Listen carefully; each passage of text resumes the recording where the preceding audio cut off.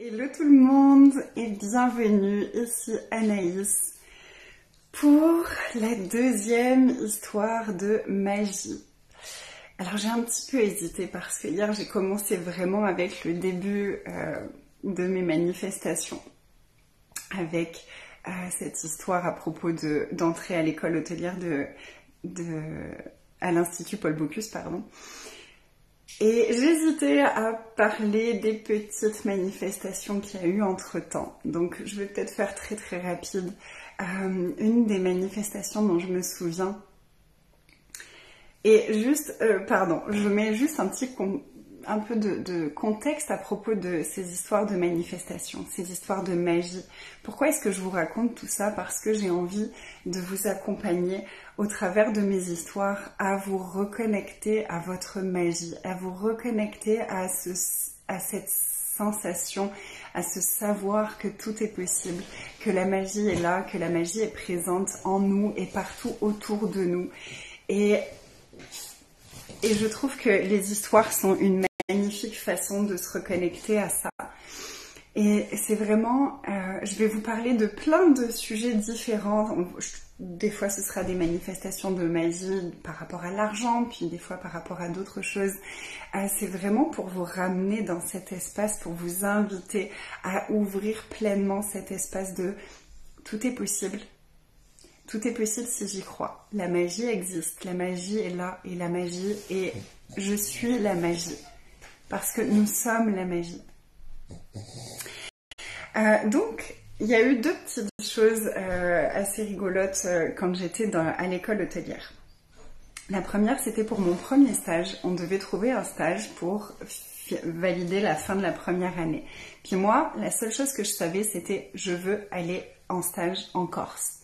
J'adore la Corse, c'est vraiment un endroit où j'ai été plein de fois en vacances et que j'adore, et j'avais vraiment envie de passer 4 mois là en Corse pour faire ce stage. Donc la seule chose que je savais, c'était je veux faire un stage en Corse. Dans l'hôtellerie, parce que la restauration, c'est pas tellement mon truc, je préfère le côté hôtelier. Puis j'avais toujours en tête cette idée de devenir un jour peut-être directrice d'hôtel. On en est bien loin, mais je préfère ce que je fais aujourd'hui. Et puis, il y avait vraiment, je trouvais pas de stage, il n'y avait aucune offre. Et ma responsable de stage arrêtait pas de me dire « Bon, Anaïs, il faudrait peut-être que tu trouves, cherche autre chose, cherche autre chose. » Et j'étais vraiment « Non ». Puis elle me disait « Cherche autre chose, il n'y a rien en Corse, il n'y a rien, il n'y a rien, il n'y a rien, ça marche pas, ça se rapproche, il faut que tu te dépêches. » Et pour moi, c'était très clair, c'était « Non ».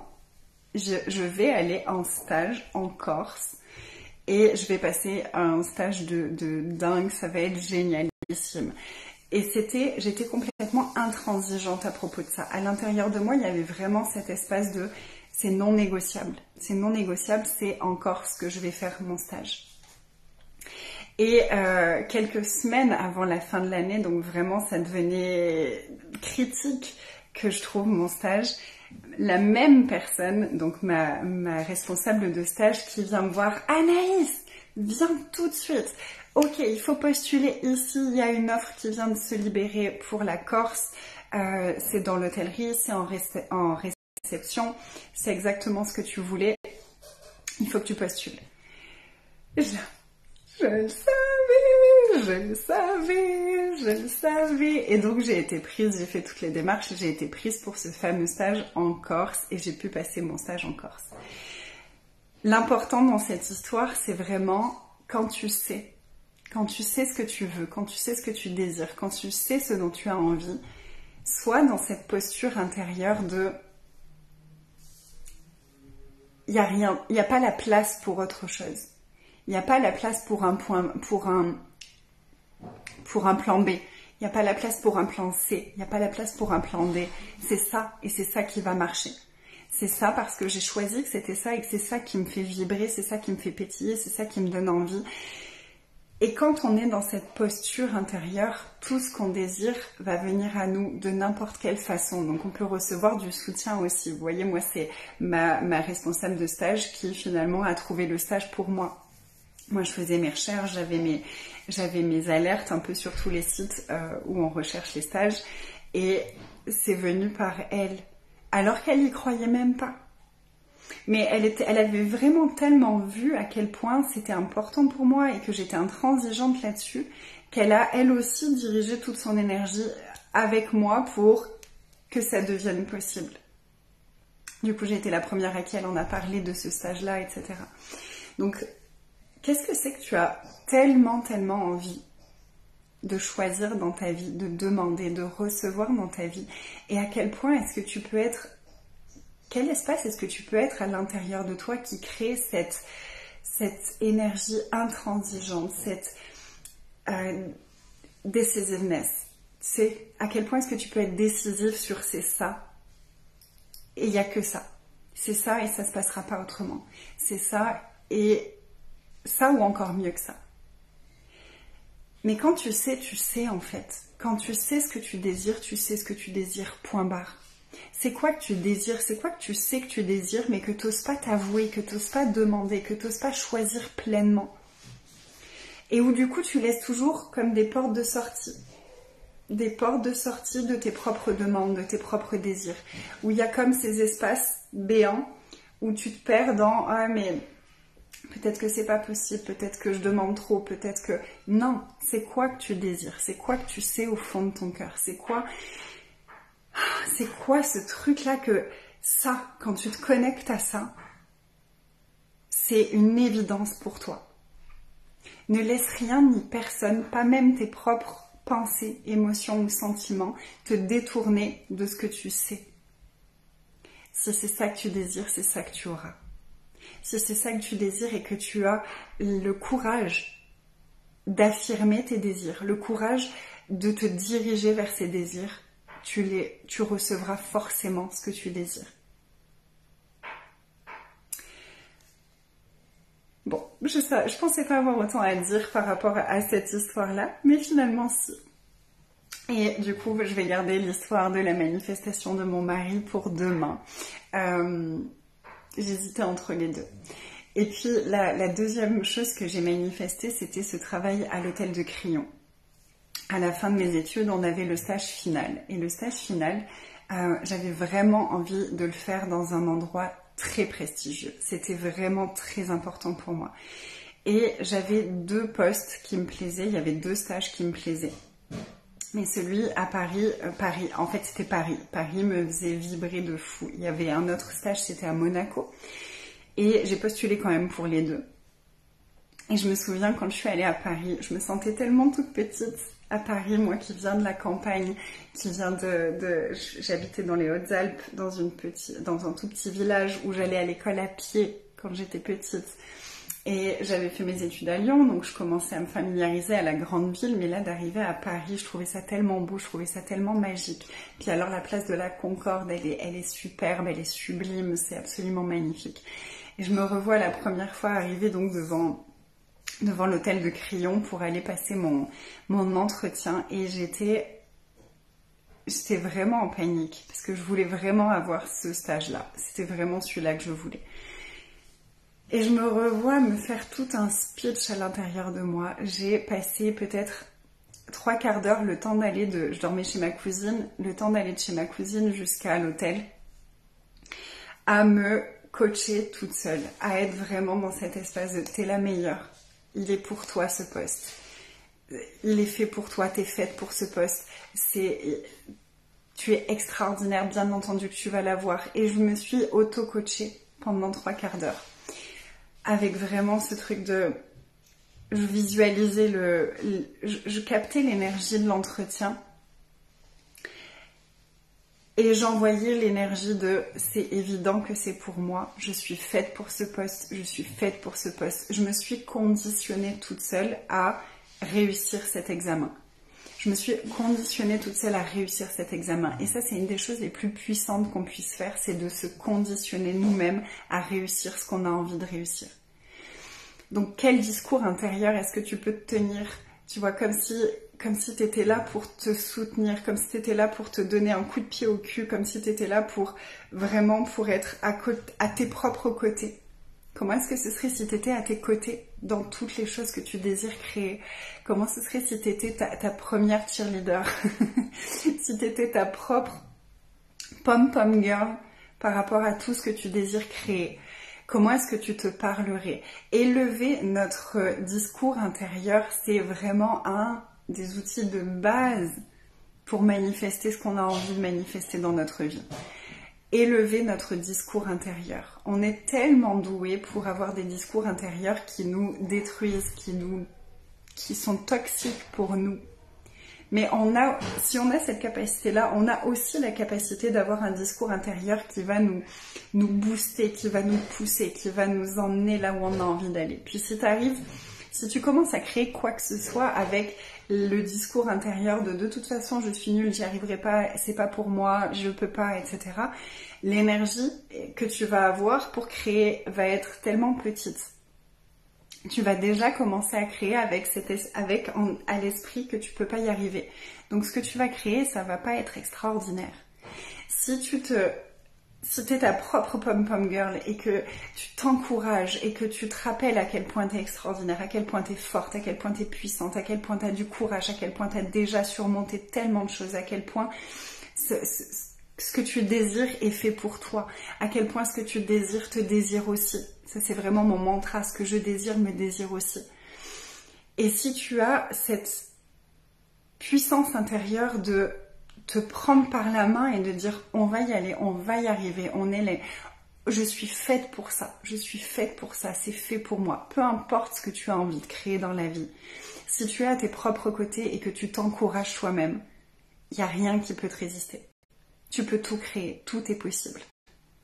Donc est-ce que tu peux être ta propre cheerleader? Est-ce que tu peux être ta propre pom-pom girl? Est-ce que tu peux être celle qui marche à tes côtés et qui t'encourage à chaque fois qu'il y a quelque chose à oser, à chaque fois qu'il y a quelque chose à créer, à chaque fois qu'il y a quelque chose à choisir? Est-ce que tu peux commencer chacun de tes projets avec vraiment ce discours intérieur de « je suis capable, je vais y arriver, je suis faite pour ça, ça va être extraordinaire.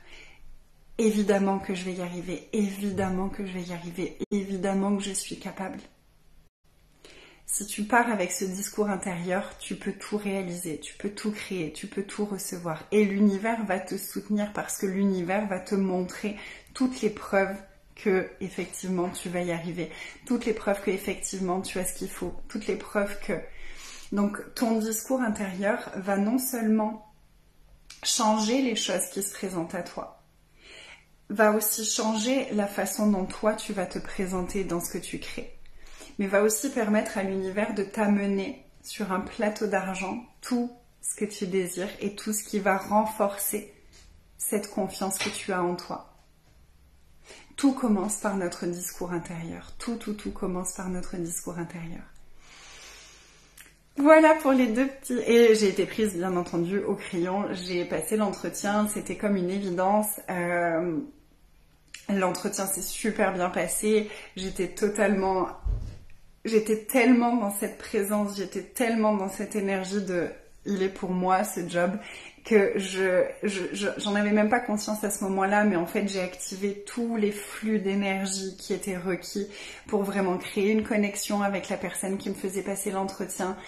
J'ai dirigé vers elle l'énergie de c'est elle est faite pour ce job, elle est faite pour ça, parce que je le vibrais tellement fort que c'était une évidence que, bien entendu, c'était ce qu'elle allait recevoir elle aussi.